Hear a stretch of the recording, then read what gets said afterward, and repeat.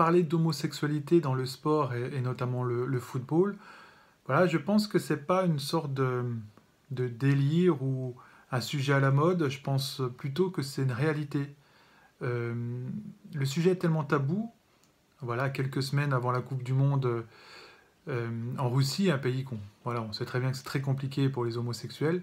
Je pense que la France a un rôle à jouer, aussi bien dans la politique que dans le sport, de démontrer que le sport, voilà, c'est fait pour rassembler les gens, quelle que soit sa différence, quelle que soit leur différence, et puis que c'est le vivre ensemble, tout simplement. Un homo peut jouer avec un hétéro, il ne se passera rien dans les douches, vous inquiétez pas.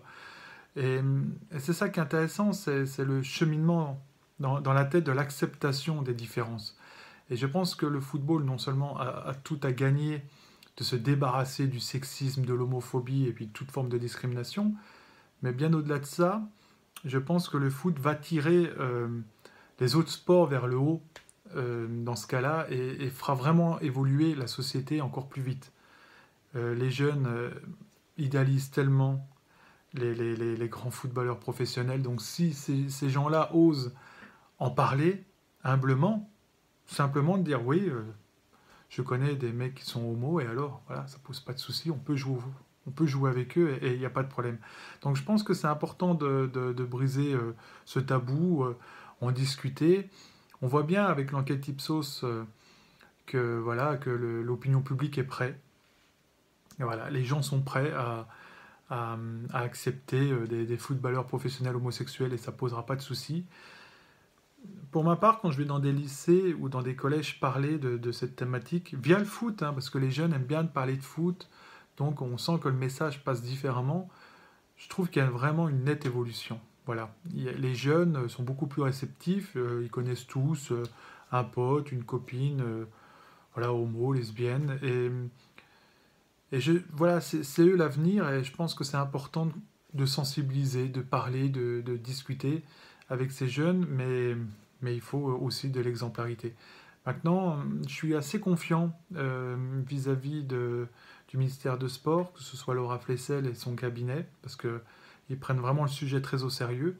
Pareil pour la Fédération française du football, j'ai quelques contacts ainsi que la Ligue de football professionnel avec eux parce qu'ils s'intéressent à cette problématique sérieusement et notamment le Fonds d'Action et Guillaume Nazelin qui ils interviennent dans les centres de formation pour parler d'homosexualité et ça c'est important, voilà, simplement en parler.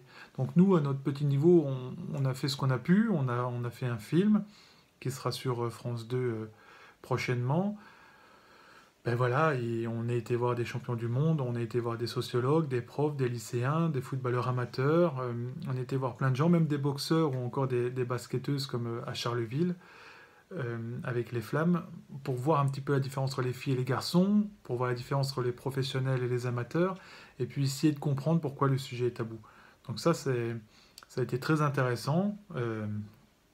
Et je peux vous garantir qu'on s'est rendu compte que le sujet était vraiment encore très tabou, parce qu'au niveau professionnel, voilà, les joueurs actuels de Ligue 1 ou d'équipe de France, c'est assez compliqué pour essayer d'avoir une interview sur cette thématique.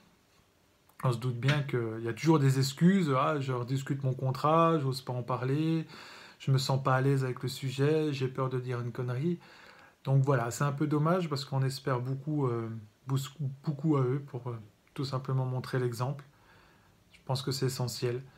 Donc voilà, moi j'espère en tout cas que ça viendra, l'exemplarité viendra du football amateur pour montrer que la diversité existe et qu'on peut jouer au foot, comme je vous disais tout à l'heure, et s'amuser comme n'importe qui. Voilà, c'est ça le plus important.